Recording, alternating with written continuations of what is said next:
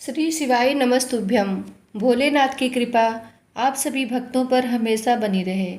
आइए सुनते हैं श्रावण मास महात्म्य का 18वां अध्याय। सनत कुमार बोले, हे भगवान, हे पार्वतीनाथ, हे भक्तों पर अनुग्रह करने वाले, हे दया सागर, अब आप 10वीं तिथि का महात्म्य बताइए। ईश्वर बोले, हे सनत कुमार, श्रावण मास में शुक्ल पक्ष की 10वीं तिथि से यह व्रत प्रारंभ करें। पुनः प्रत्येक महीने में शुक्ल पक्ष की 10वीं तिथि को यह व्रत करें।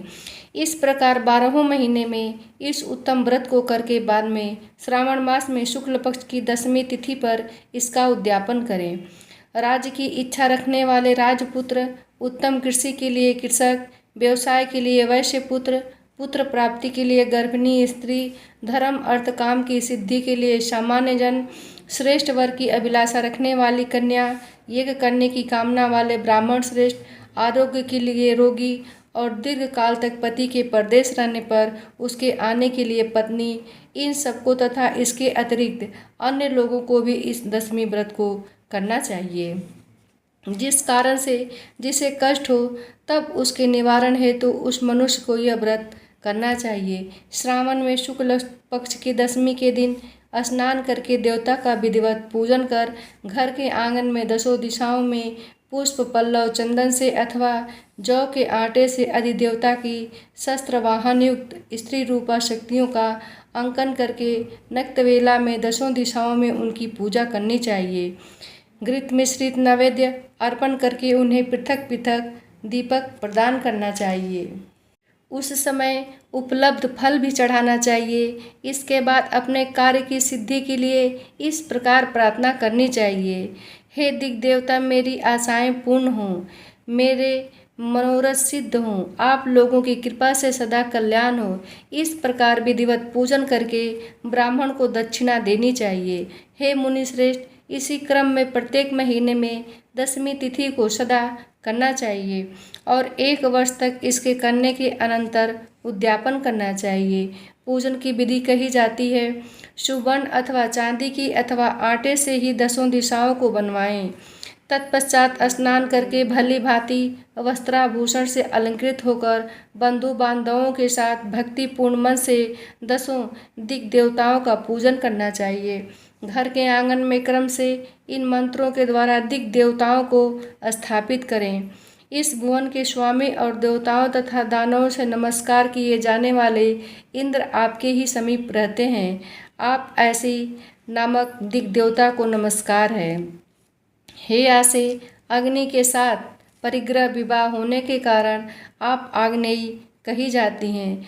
आप तेज स्वरूप तथा पराशक्ति हैं, अतः मुझे वर देने वाली हो। आपका ही आश्रय लेकर वे धर्मराज सभी लोगों को दंडित करते हैं, इसलिए आप संयमिनी नाम वाली हैं। हे याम्य, आप मेरे लिए उत्तम मनोरथ पूर्ण करने वाली हो। हाथ में खड्ग धारण किए हुए मृत्यु देवता आपका ही आश्रय ग्रहण करते हैं, अतः आप नृत्यरी रूपा हैं। आप मेरी आशा को पूर्ण कीजिए।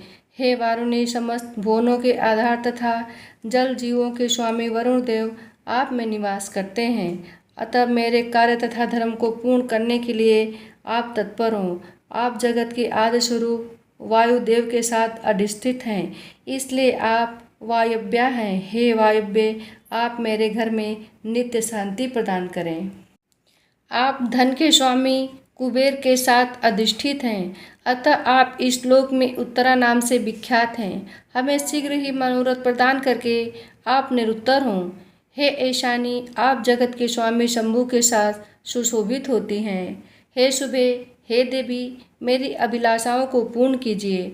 आपको नमस्कार है, नमस्कार है। आप समस्त लोगों के ऊपर अधिष्ठित हैं, सदा कल्याण करने वाली हैं और सनक आदि मुनियों से घिरी रहती हैं। आप सदा मेरी रक्षा करें, रक्षा करें।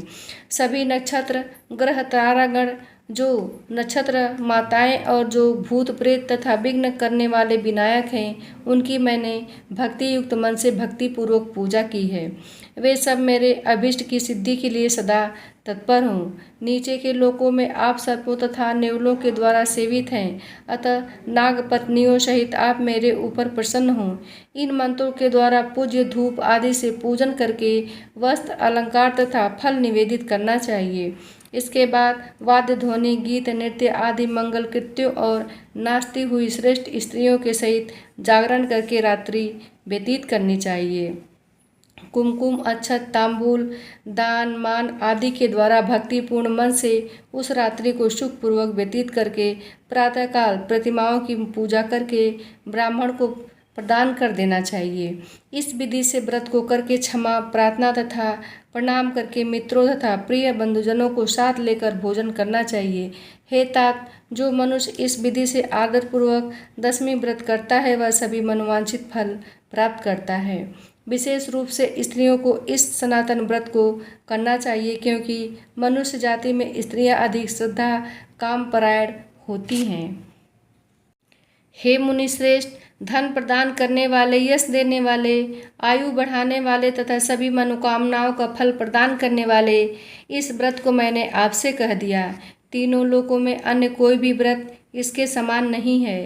हे ब्रह्मपुत्रों में श्रेष्ठ, वांछित फल की कामना करने वाले जो मनुष्य दशमी तिथि को दसों दिशाओं की सदा पूजा करते हैं, उनके हृदय में स्थित सभी बड़ी बड़ी कामनाओं को वे दिशाएं फलीभूत कर देती हैं। इसमें अधिक कहने से क्या प्रयोजन। हे सनत कुमार, यह व्रत मोक्षदायक है, इसमें संदेह नहीं करना चाहिए। इस व्रत के समान न कोई व्रत है और न तो होगा।